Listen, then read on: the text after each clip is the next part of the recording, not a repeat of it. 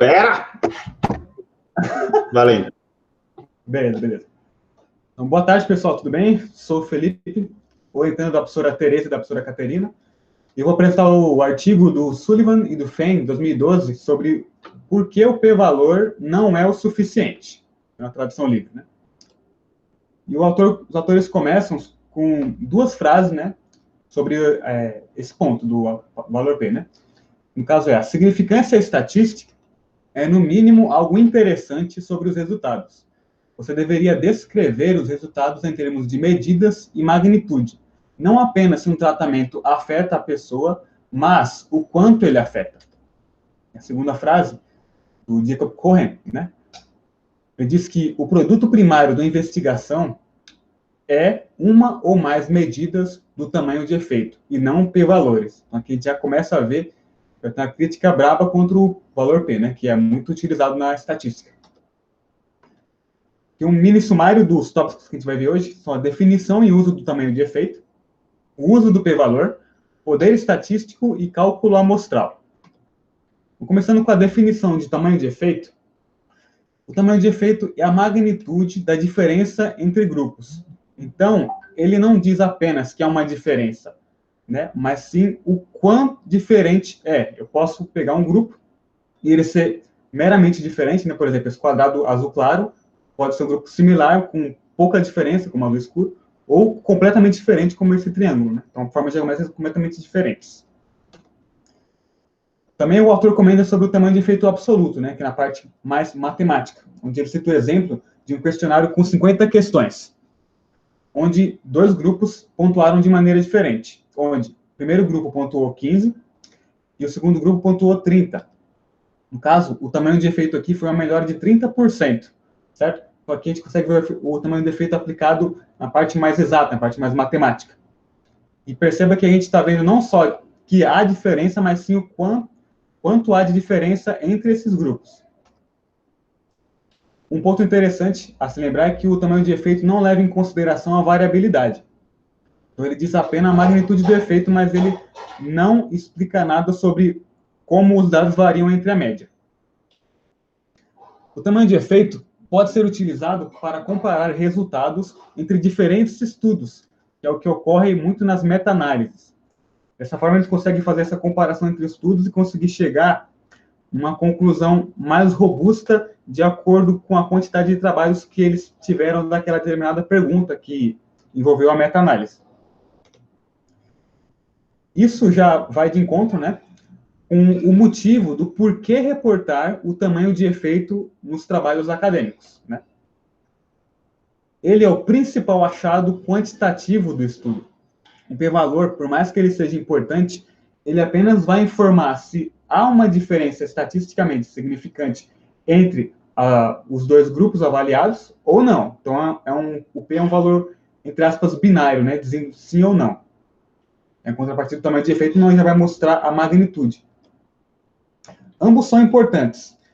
E uma consideração que o autor traz é que é preciso reportar o tamanho de efeito tanto no abstract, né, no resumo, quanto na seção dos resultados, que é aquilo que a Brenda comentou outro dia, né, sobre o trabalho da FNIRS, que às vezes ela se mata de procurar o resultado, né, tem que ler o artigo inteiro para encontrar um ponto específico, e aqui o autor já cita uma recomendação de colocar o tamanho de efeito logo no começo, para facilitar vários outros trabalhos, né, inclusive as meta-análises, porque dá muito saco você ver 100 artigos e ficar procurando o tamanho de efeito lá bem longe, né, no finalzinho do artigo. O tamanho de efeito é necessário ser calculado antes de iniciar a pesquisa, através do cálculo amostral. O cálculo amostral, ele não calcula apenas o tamanho da amostra, mas também alguns outros fatores interessantes que a gente precisa pensar dentro da nossa pesquisa. Um dos benefícios é evitar o erro de tipo 2, que é a gente dizer que não há um efeito quando ele realmente tem. Certo? A gente aceita a hipótese nula, sendo que ela é falsa. Está ligeiramente ligado com o poder estatístico. Por que o valor P não é o suficiente? O valor P nada mais é do que a probabilidade da diferença observada entre os grupos, ou as distribuições, no caso, não ser fruto da variabilidade amostral. Porque nós sabemos que se a gente coletar as mesmas variáveis em amostras diferentes, a gente não vai ter o resultado exato. Há uma variabilidade entre os sujeitos, podendo, às vezes, por coincidência, nós coletarmos uma amostra que é muito viesada a pontuar bem e outra amostra que é muito viesada em pontuar mal. Então, o P está dizendo a probabilidade dessa diferença ser não o fruto dessa variabilidade.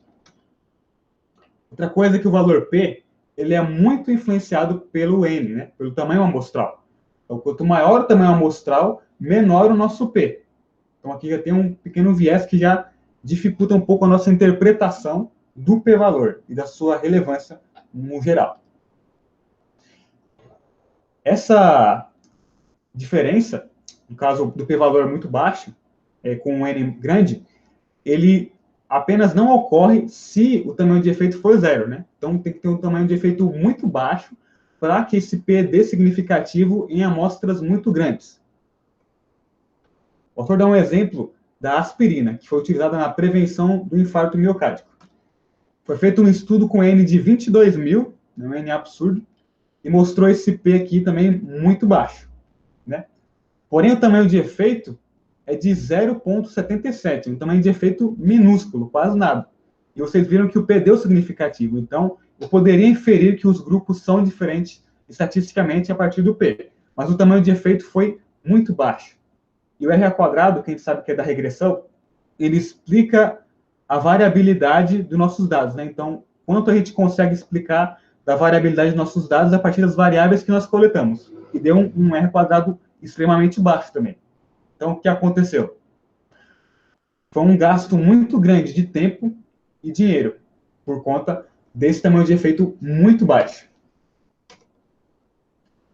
O cálculo do tamanho de efeito, ele varia para cada teste ou tipo de estudo feito. Né, que tem essa tabela onde mostra como fazer o cálculo de cada um, nessa parte da descrição.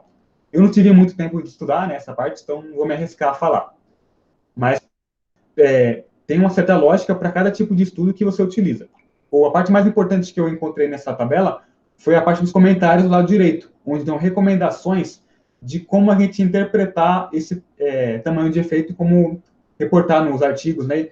Quais os insights que a gente vai ter a partir de interpretar aquele valor do tamanho de efeito. Por exemplo, na regressão, lá embaixo, né, o R quadrado, o último da última linha, ele diz que o tamanho de efeito é relacionado à proporção da variância explicável em um modelo, certo? E a tabela número 2 mostra as medidas do tamanho de efeito e como a gente pode rotular cada valor que a gente encontrar dentro do nosso estudo. Onde, no caso, entre 0,2 e 0,5 a gente tem um tamanho de efeito pequeno, de 0,5 a 0,8 um tamanho médio e de 0,8 para cima um efeito grande. Sendo que o efeito médio a gente já consegue perceber essa diferença a olho nu. Então, a gente consegue ver claramente que os grupos são bem diferentes.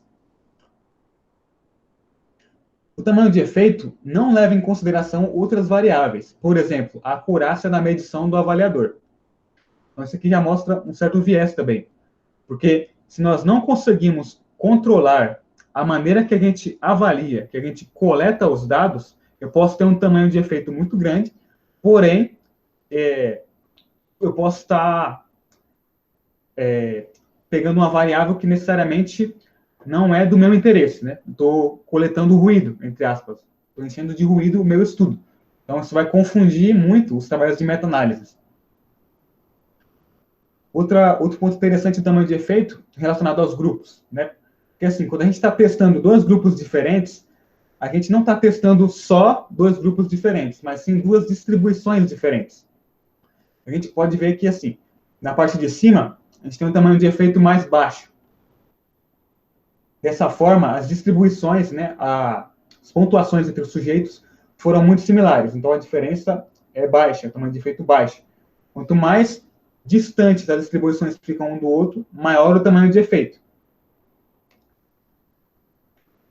O poder estatístico, ele é a probabilidade de encontrar efeitos significantes se eles realmente existirem, né? Então, ele controla o erro tipo 2. Então, eu consigo, um estudo com alto poder, ele conseguiria descrever com boa qualidade, vamos dizer assim, que realmente é uma diferença que existe naqueles dados que eu coletei. Né? Eu vou confirmar a hipótese alternativa com um pouco mais de confiança nesses estudos que têm um alto poder estatístico. E ele depende tanto do tamanho do efeito, quanto do tamanho da amostra, né? Se o tamanho do efeito é alto, é possível de encontrá-lo em amostras menores, né? Então, se aquele efeito específico que eu estou procurando é um efeito bem forte naquela amostra que eu estou me interessado em estudar, eu vou conseguir encontrar esse efeito mesmo em amostras com N pequeno.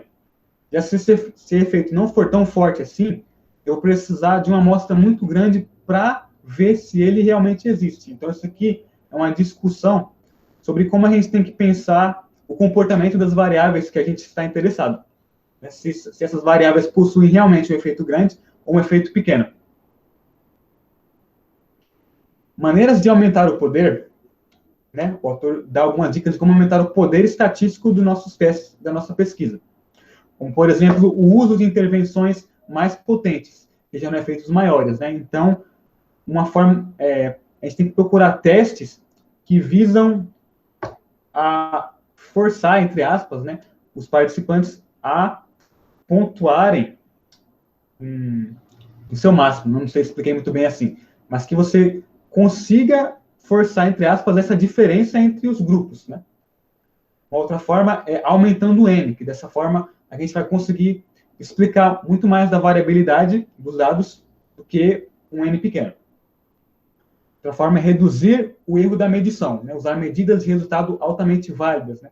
Não usar qualquer tipo de medida e sempre se baseando na literatura, certo? Por último, é aumentar o nível de significância, mas isso apenas se o erro tipo 1 for altamente improvado. Essa parte que eu fiquei meio confuso, eu confesso, porque quando a gente aumenta o nível de significância, a gente, entre aspas, está aceitando mais erro. Então, como que isso aumentaria o tamanho do poder de efeito do estudo, né? Eu fiquei em dúvida meio nisso, não sei se alguém consegue explicar o porquê disso, o Wander, o Bruce, Camilo.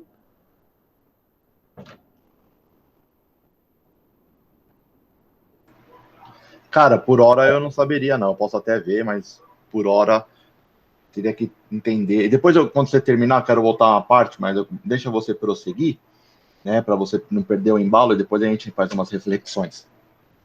Tranquilo, tranquilo. Vamos seguir. Por último, né, bem curtinha a apresentação hoje, fala do cálculo de amostra, né, que ele tem que ser feito antes e após o estudo.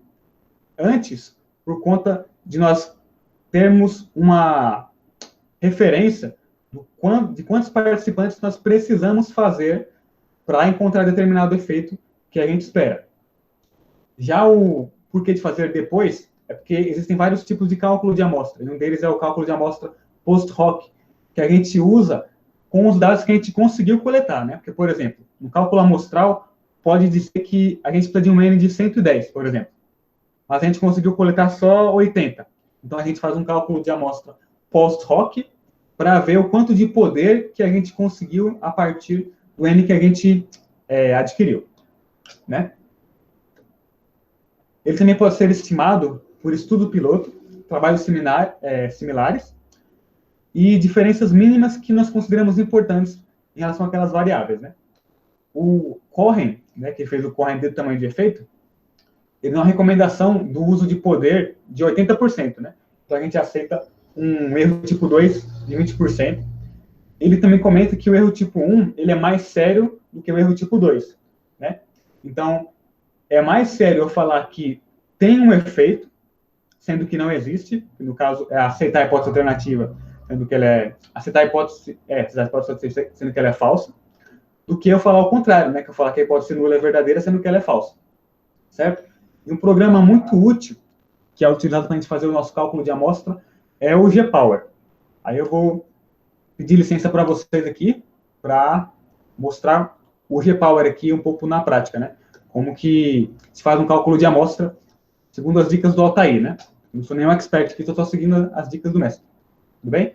Aqui é o programa, é bem simples de utilizar, mas você tem que ter um conhecimento teórico a respeito do que você quer, né? Não adianta chegar aqui e simplesmente falar qual o tamanho de amostra que eu preciso. Você tem que saber qual teste você vai utilizar e alguns outros aspectos que a gente vai ver aqui. Então, vamos, por exemplo, dizer que a gente vai fazer um teste T, tudo bem? Então, teste T, independente, né? Entre as duas amostras aqui, ó.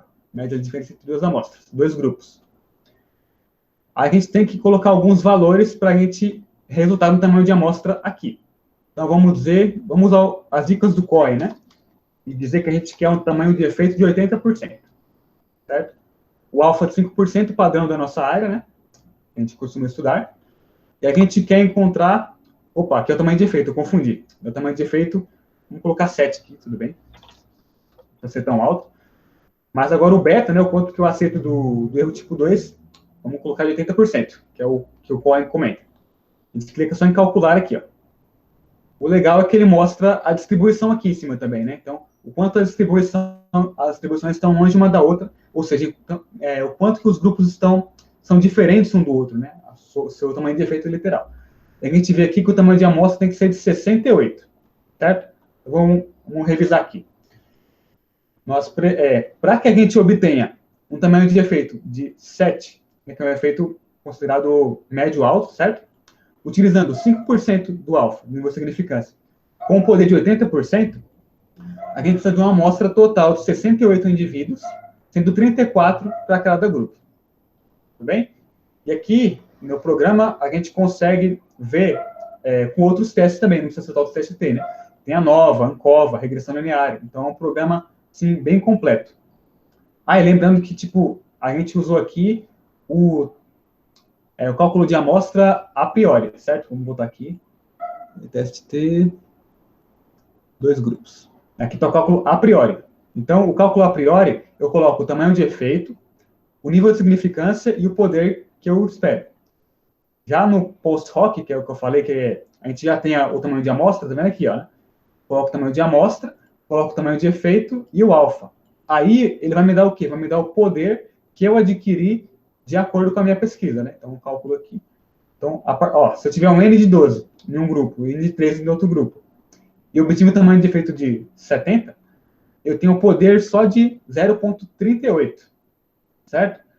Então, a gente vê aqui que o cálculo amostral, ele é muito útil, né, para nossa pesquisa. E, certo, acho que basicamente isso aqui é o que eu consegui falar, tudo bem? Não sei se eu consigo ajudar mais alguma coisa, mas é isso aí. Obrigado, pessoal. Show! Valeu, Felipe. Bom. Muito bom. Para a apresentação aqui, né? Valeu, Felipe. Muito bom mesmo, hein? Deixa eu comparar a apresentação aqui, estou confuso.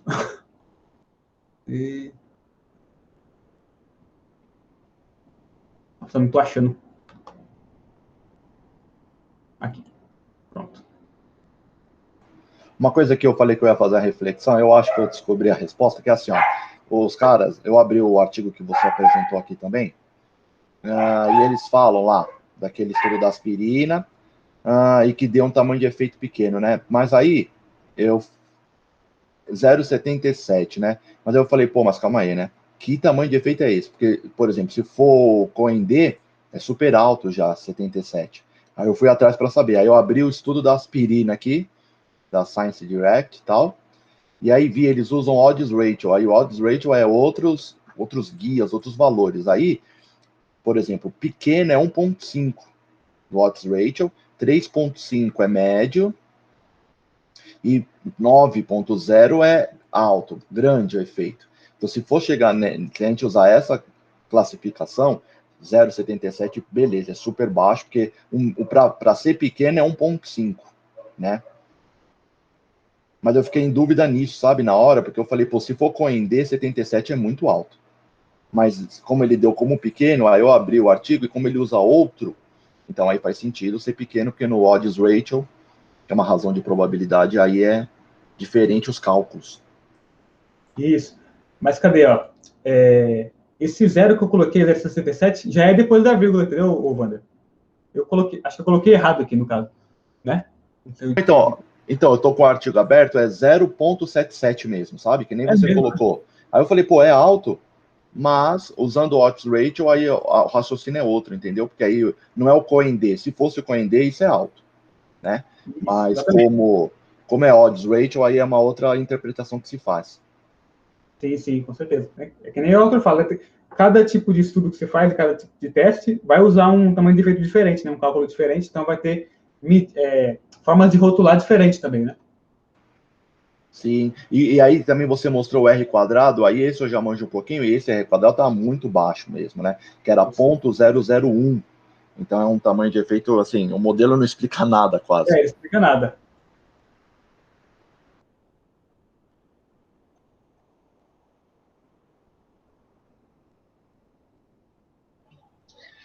Posso fazer uma pergunta, assim, juntando as dúvidas de ontem com as de hoje?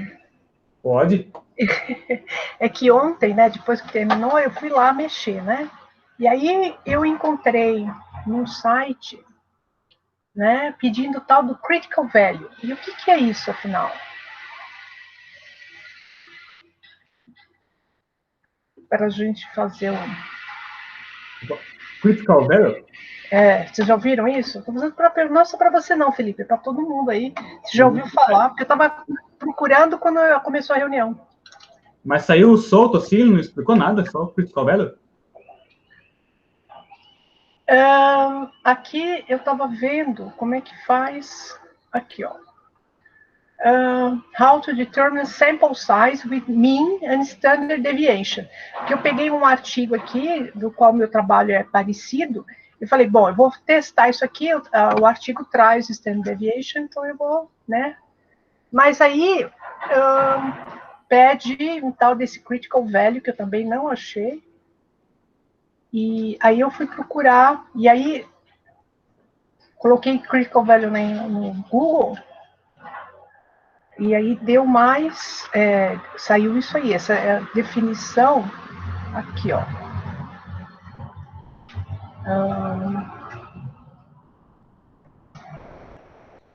É alfa menos, não, é alfa igual a 1 menos confidence level dividido por 100. Mas, entendeu? É que assim, sempre vai pedir um dado que eu não vou ter aqui no artigo. Por exemplo, confidence level, isso aí não é eu decido, isso tem que ser reportado no trabalho que eu estou usando aqui para me basear no meu. Acho que esse é intervalo de confiança, não é? Então, aí com o intervalo de confiança eu decido, que nem o Felipe fez agora naquele quadrinho. Ele falou que Não. O intervalo de confiança, ele é uma medida diferente, né? A gente tem o nosso trabalho, a gente pegou a média do nosso grupo que a gente avaliou, certo? Aí a gente pede o intervalo de confiança para estimar mais ou menos a variabilidade amostral, né? Então, mais ou menos, o quão para cima ou para baixo a média populacional estaria, né? Então, isso é o intervalo de confiança. Acho que é outra medida que essa daqui. Então, e aí, isso aí é reportado nos trabalhos? Tem que ser reportado nos artigos ou não? Tem que ser reportado. Pelo menos normalmente deveria. Deveria, né? E que nome que eles dão? Porque aqui, olha, aqui tem, tá em inglês, né? Não tem. Então, mas aqui tem, ó, na tabela, tem SD, range e o N.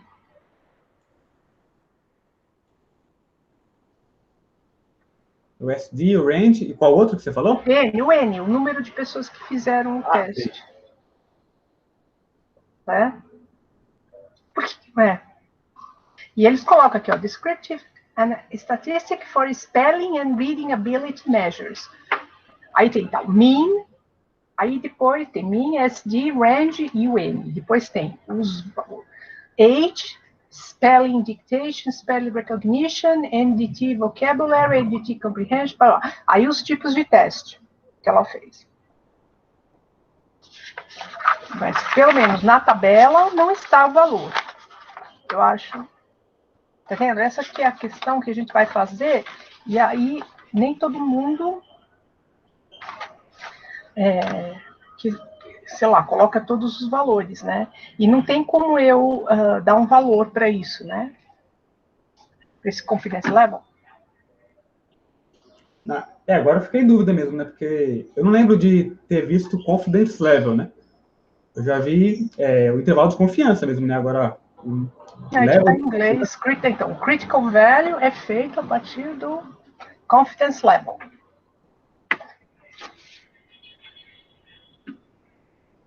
Essa eu não sei responder. Não, tudo bem, eu só estou... O Wander mandou aí no chat, professor, a descrição do que é o valor crítico para você ver. Pera, deixa eu abrir aqui que estava fechado. Um valor crítico é uma linha e um gráfico que divide o gráfico em seções. Umas ou duas seções são a região de rejeição. Se o seu valor de teste cair nessa região, você rejeita a hipótese nula. Tá. Está mostrando um cálculo, né, de como você calcular essa diferença mesmo entre os grupos. Já estou clicando aqui para ver o que dá. Statistic how to, foi isso, né? Em Anytail. Mas é que aqui, se o trabalho, né, vai te dizer se foi, se eles usaram two-tail test ou right-tail test. Eu não lembro de ter lido isso em nenhum artigo que eu li até hoje. Entendeu? Se foi one-tail ou two-tail. Enfim, eu estou até colocando assim, para a gente, até para eu mesmo começar a ver como as pessoas colocam, não põem todos os dados, né? Elas põem alguns dados. Talvez seja suficiente. Às vezes foi implícito, né? Eles não explicam direito tudo, que às vezes também não precisa, né? Por exemplo, que nem eu discuti com o Wander ontem, né? Sobre essas hipóteses mesmo, né? Unicaudal e bicaudal, né? E a gente viu que, tipo, não tem nenhum estudo que eles falam que é unicaudal, né? Né, Wander? A gente não chegou a ver um estudo que fala que é unicaudal mesmo, né? Não tem. Eu imaginava que são todos bicaudal. Bicaudal. Eu imaginei isso, todos, né? Mas, assim, nunca li. Agora, esse artigo aqui é um artigo que eu estou mexendo, que ela mexe, simplesmente, ela pega todos os dados que ela tinha, os grupos que ela já tinha feito, e ela passa tudo pela estatística, né?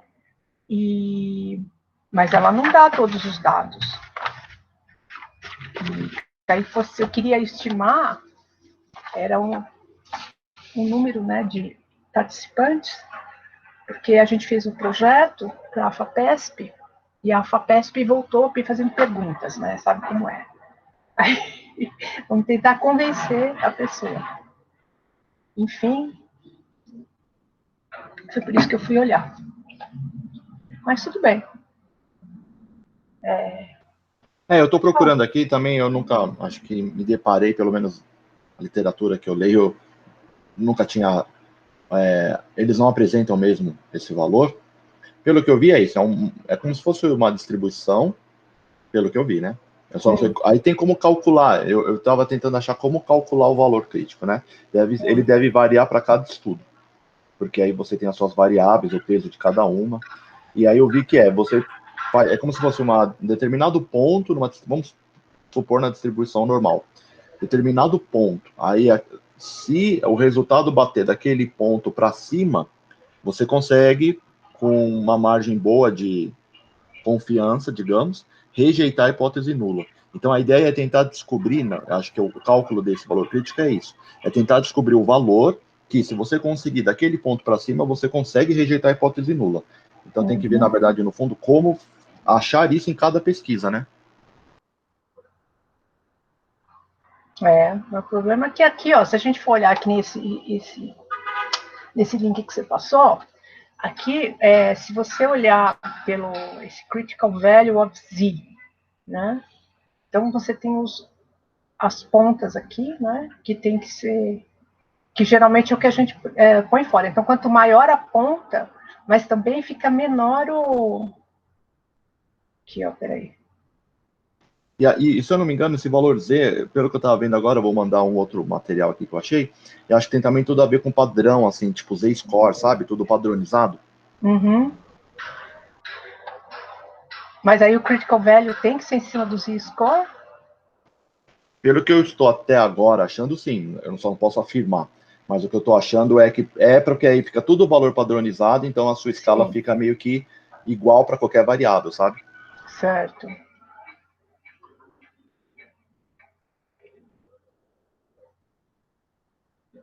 Eu queria fazer uma pergunta também do artigo que o Felipe apresentou, né? Pode.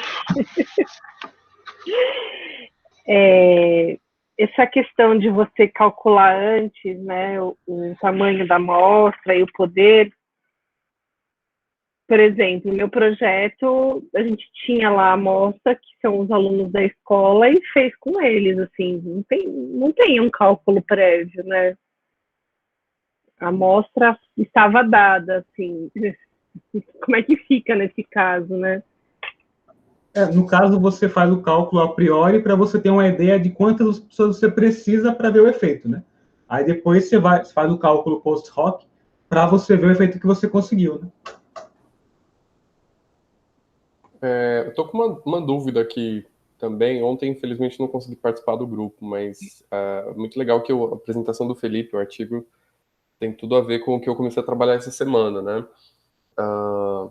Eu tenho os dados do meu mestrado, e que foram, né, avaliações que eu fiz lá em escolas aqui em Santo André, e eu comecei agora, finalmente, tive acesso lá à base de dados completa, né, dos dados da escola do Odilo Filho, acho que é esse o nome da escola, que acho que muita gente aqui participou lá das avaliações. É a mesma coisa, Isso. E assim, eu estou trabalhando com esses dados na iniciação científica, né, com uma aluna minha lá na USCS, e tão logo eu tire algumas coisas do caminho, assim, né, alguns trabalhos, eu vou voltar a mexer nessas análises e principalmente comparar, né, os efeitos das avaliações do Odilo com as avaliações das escolas que eu tenho no mestrado. Então, qual que é o caminho para eu entender ali, pelo menos no G-Power, né, que eu consigo calcular o tamanho de efeito pós-hoc que o Felipe mostrou? Qual que é o caminho para saber em qual tipo de análise que eu vou comparar? Por exemplo, se vai ser de teste T, se vai ser a nova ou outros testes ali que ele me dá de opção. Isso aí é uma reflexão que a gente tem que fazer mesmo, Guilherme. Porque, assim, no começo a gente conhece o GLM, né? Conhece a nova, o TST, o Q quadrado, né? Então, aí a gente tem uma pequena base de como funciona a estatística, mais ou menos. Mas a partir de quando você adquire mais conhecimento sobre as distribuições, você começa a usar os modelos generalizados, né? Então, o que acontece com esses generalizados? Eles incorporam os anteriores, porém, eles conseguem usar distribuições diferentes, né? Porque, assim, você lembra que os pré-requisitos do GLM é ter uma distribuição normal e ter uma homogeneidade da variância, né? Para a gente conseguir rodar aquele teste. Uhum. Já os modelos generalizados, não, né? Então, tem que ter um conhecimento sobre distribuições para usar os generalizados, né? Tá, entendi. Entendi que tem um caminho aí.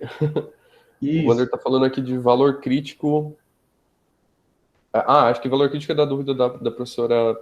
Eu coloquei aqui uma apresentação, achei da PUC, né? Só não sei de que PUC que é essa. Mas aí ele dá uma definição um pouquinho melhor, né? E aí ele dá uns exemplos de gráfico, né? E ele define assim, ó, só voltando nesse ponto ainda, valor crítico. É o número na fronteira que separa os valores das estatísticas amostrais prováveis de ocorrerem, dos valores que têm pouca chance de ocorrer. Aí é o número Z alfa barra 2, é um valor crítico, que é um score Z, com a propriedade de separar uma área de alfa sobre 2 na cauda direita da distribuição normal padronizada. Então, tem que usar o Z, né? E é onde você, pelo que eu entendi, você vai colocar valores aceitáveis. E aí eu só não sei como, aí eu vi que no MATLAB tinha como calcular isso. Deve ter como calcular também no R, essas questões deve ter. Tem sim. Não, com certeza tem, porque se tinha no MATLAB deve ter no Python, deve ter no R. Legal, Wander. Obrigada, vou olhar aqui.